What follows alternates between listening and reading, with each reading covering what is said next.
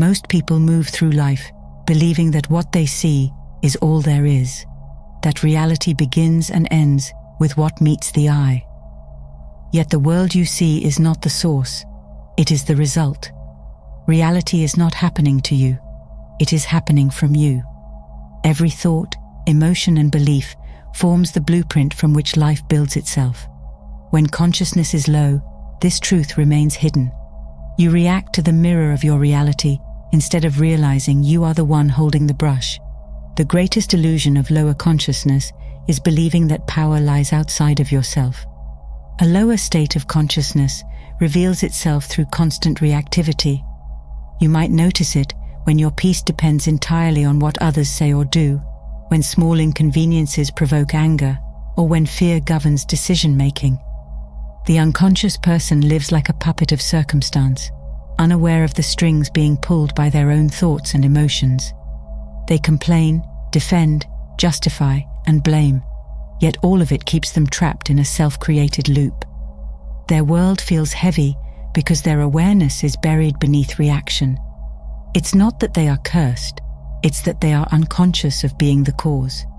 In this lower state, emotions rule like restless kings. The mind is noisy, the heart uncertain, the body restless. There is little stillness between stimulus and response. When something goes wrong, judgment rises instantly, against self or others, feeding a cycle of negativity. A person in this state may chase external validation, hoping success, beauty, or possessions will grant peace, yet the peace never lasts. Every time fulfillment fades, the mind searches for the next thing to grasp. This endless seeking is a clear sign of low awareness, the inability to find wholeness within. The signs are easy to spot if you pay attention: the need to control outcomes, the tendency to relive the past or worry about the future, the habit of taking everything personally. The ego thrives here, whispering that you are separate from others, from the universe, from your own inner power. And when separation becomes your identity, life turns into a battlefield. Every disagreement feels like a threat. Every failure feels final. You react because you believe you are defending yourself, when in truth you are defending an illusion, a fragile self-image built from fear. But something in you knows better. Even in the midst of unconsciousness, awareness stirs. You've felt it, that moment when you catch yourself reacting and suddenly see yourself doing it. That instant of recognition is sacred. It's the first crack in the wall of lower consciousness. It means the observer is waking up. From that awareness, a new possibility begins to emerge, not to suppress emotion, but to master it, not to escape the world, but to understand your role as its creator. The battlefield doesn't vanish, you simply realize it was never outside you at all. Once you begin to see that the true battlefield lies within, something extraordinary happens. Awareness is born. It doesn't arrive with thunder or revelation, but with a quiet realization: I am not my thoughts. The moment you witness yourself reacting and choose not to, the spell of lower consciousness begins to break. That single pause, the space between stimulus and response, is where your higher self first breathes. Awareness enters like light into a dark room, revealing that you were never powerless, only asleep to your own creation. This is the first unmistakable sign of rising consciousness, self-observation. You start to notice your emotional triggers instead of being ruled by them. The anger that once exploded now becomes an object of study. The fear that once paralyzed you is met with curiosity. You begin to witness your thoughts, not drown in them. You feel an inner watcher emerge, a silent intelligence that observes without judgment. This presence doesn't fight the chaos of the mind, it dissolves it through understanding. Awareness becomes the gentle fire that transforms reaction into reflection. In this stage, you also begin to see emotions differently. Instead of enemies, they appear as messages, energies seeking direction. Fear shows you where faith is missing. Anger reveals where boundaries were crossed. Jealousy exposes where self-worth is unhealed. Rather than suppressing these emotions, you transmute them. The ancient Hermeticists called this alchemy of the mind, turning base metals of emotion into spiritual gold. Those stuck in lower consciousness are still reactive to their feelings, mistaking them for identity. You, however, begin to recognize emotion as a passing weather pattern across the vast sky of awareness. A higher state of consciousness also reveals itself through emotional regulation and responsibility. You no longer blame the outer world for inner turbulence. If someone provokes you, you pause instead of retaliating. You understand that what rises in you is yours to master. You take ownership of your vibration, realizing that every thought and feeling contributes to the frequency you emit, and therefore, the experiences you attract. This self-accountability marks a defining shift from victimhood to authorship. Life ceases to feel random because you see its mirrored precision. As awareness strengthens, you start to sense a growing harmony within.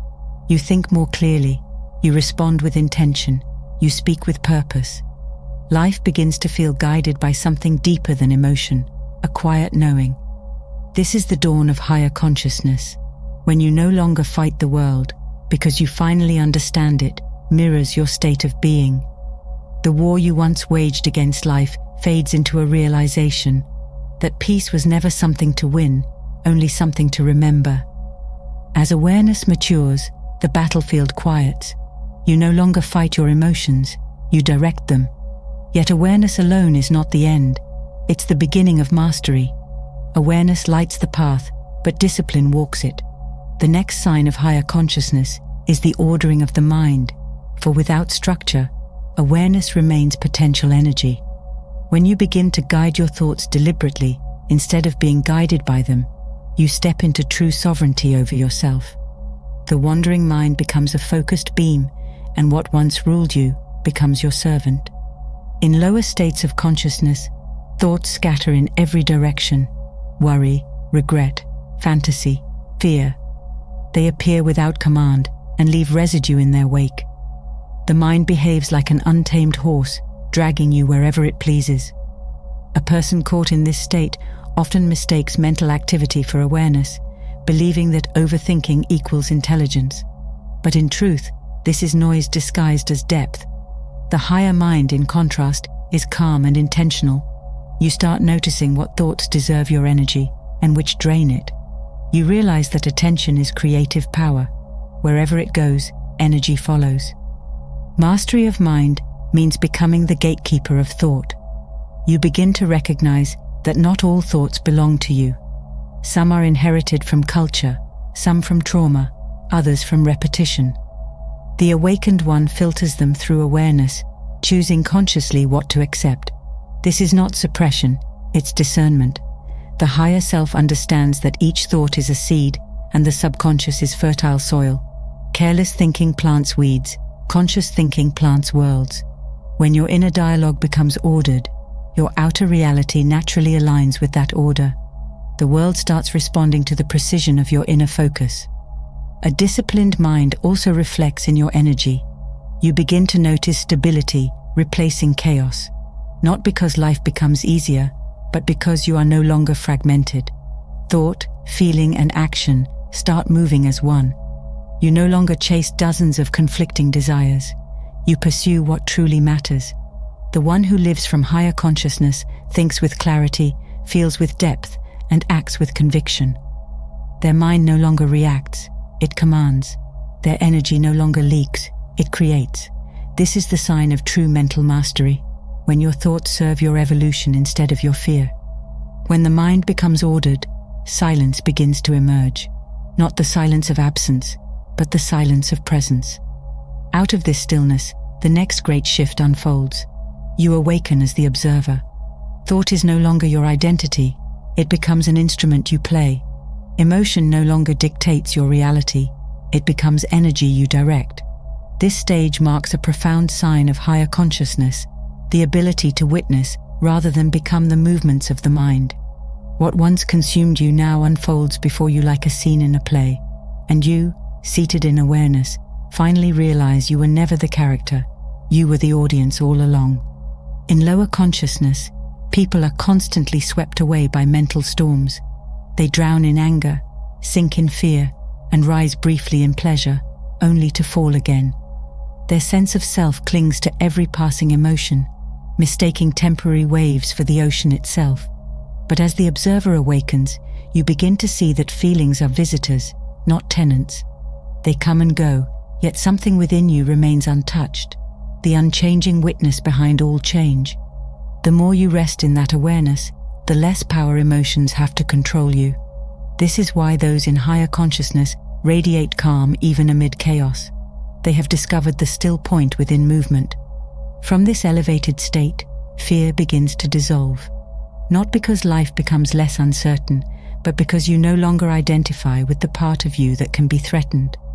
Fear feeds on identification with form, name, status, beliefs, body. When you realize you are none of these things, fear loses its ground. You start to sense the truth that has echoed through every mystical teaching. You cannot truly die, because what you are is not the body or the mind, but the awareness animating both.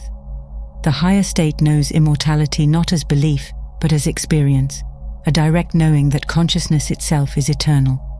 Living as the observer also means becoming a student of your own subconscious. Dreams, impulses, and recurring experiences are seen not as random events, but as messages encoded in symbol and story.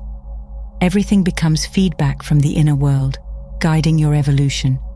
In this way, you no longer resist life, you listen to it. Every person mirrors an aspect of yourself. Every challenge reveals what still needs integration. This is the essence of higher consciousness, to observe, understand, and transform through awareness. The more you rest as the observer, the more clearly you see that nothing outside of you holds power unless you give it meaning.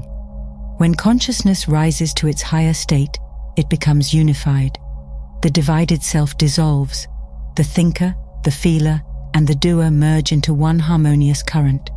You no longer contradict yourself internally. What you believe, you feel. What you feel, you act upon.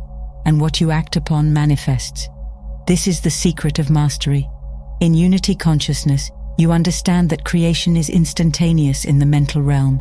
There's no gap between cause and effect, only awareness unfolding through time. Every intention set in clarity, every feeling aligned with faith, becomes a living command to the universe. You are no longer asking for reality to change, you are deciding it. From this state, life feels effortless, not because challenges disappear, but because you no longer resist them. You flow with rhythm, knowing every down is followed by an up, every ending followed by rebirth. The pendulum of existence swings, but you remain centered, the still point between movement and rest. In this state, faith is no longer blind, it is inner knowing. You trust yourself because you trust consciousness itself. You see how every event serves your evolution, how every shadow hides a seed of light. You begin to live not as a seeker, but as the source expressing itself through form. And from that awareness, a quiet power emerges, a calm certainty that life is responding to your state of being, not your wishes. You become the cause, not the effect, the creator, not the creature, the dreamer, not the dream. In conclusion, you have always been both, the higher and the lower, the creator and the creation. The difference lies only in where you place your awareness. When consciousness sleeps, life feels chaotic. When it awakens, chaos becomes order. You begin to see that heaven and hell are not places, they are states of mind. So ask yourself now, are you reacting to life or creating it? Are you lost in the mirror or aware of the one looking into it? The signs are clear. Emotional reactivity, fear, blame, attachment, and mental rigidity reveal a lower state. Stillness, awareness, discipline, unity, and faith reveal a higher one.